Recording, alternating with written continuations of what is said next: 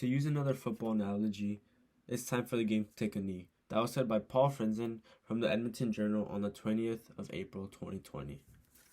Today I'll be going into a lot of description about how we should prohibit kids from playing contact sports, especially football, at a young age from 6 to 12. I'll be going into some problems, causes, and solutions.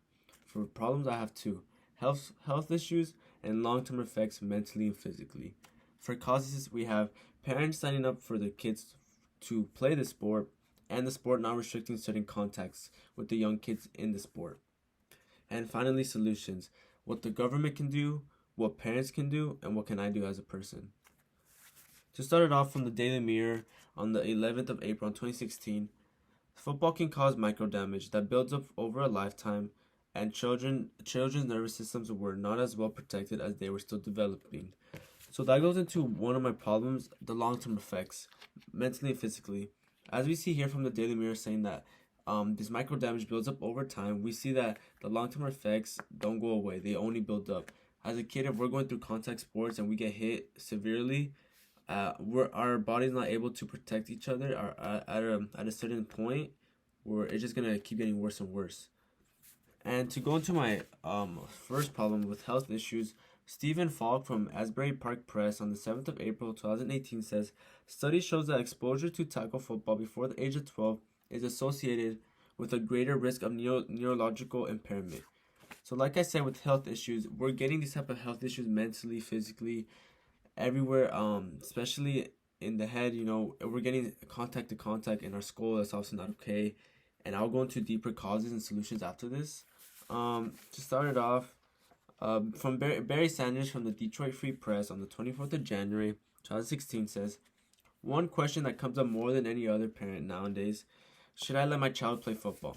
The first cause I had was parents signing up their kids for the sport.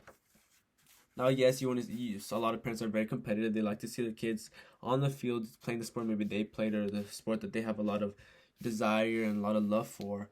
But at one point, when is it enough?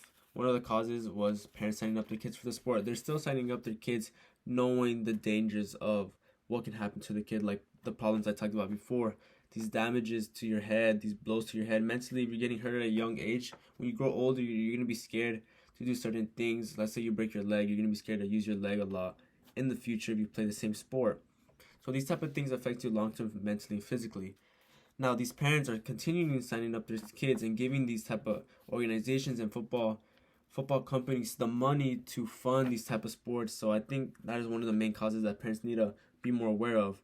For my second cause, I had the sport not restricting the sport enough for a certain age group. Paul Stewart on the Sunday Mercury on the 3rd of December 2017 says, that's not to say they can't play, but they should strongly consider banning heading at a certain age.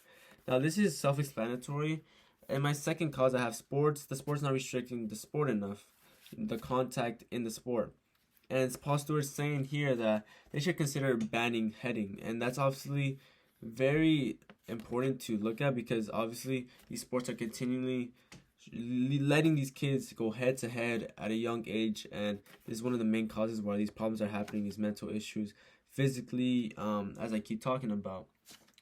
And to finish off, I'm going to go into some solutions. Start off, I'm going to go what the government can do. The government, obviously itself, I'm going to talk about Michael Word from the Nationwide West on the 29th of January in 2021 says, the government has to realize that they have a huge problem with the way the league is handled. Its return to play concussion protocols have caused people to die. Said, self-explanatory, it has caused people to die. There's kids at a young age going head to head, hitting their skull very hard, and then in 10 years, they're having very bad issues mentally, physically, and as Michael Ward says, it has caused people to die. And I don't know how much more needs to happen for the government to realize, okay, we need to restrict and understand that it's also not okay for kids, and they should not be getting signed up for these type of sports. Like I said, one of the causes is also the parents' fault for funding money for these companies to continue to grow. But at the same time, the government has more power over the parents. They can shut down these companies. A parent can only be so supportive with their kid and continue to tell them to, fight off the worries. If they get a concussion, just come back better next season. But the government needs to put more awareness on this. And the second solution, I have what the parents can do. I've been talking about the parents a lot because I think it's one of the main causes that this stuff is happening. Yes, a kid can be in love with the sport, but a parent has to put their foot down and understand maybe it's not okay for my kid to be in this type of sports.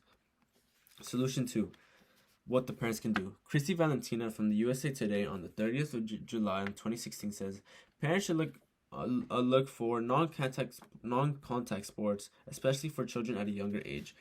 And this is perfectly said from Christy Valentina. These parents should not be looking for these head-to-head contact skulls, hitting each other, falling on the ground, tackling each other type of sports. They should be looking for non-contact sports. They can go into volleyball, stuff like that. Something that's healthy for the kid at the age 6 to 12 should not be going head-to-head tackling each other. There's also other variations of football like flag football. They can go to that. They don't have to go into full contact.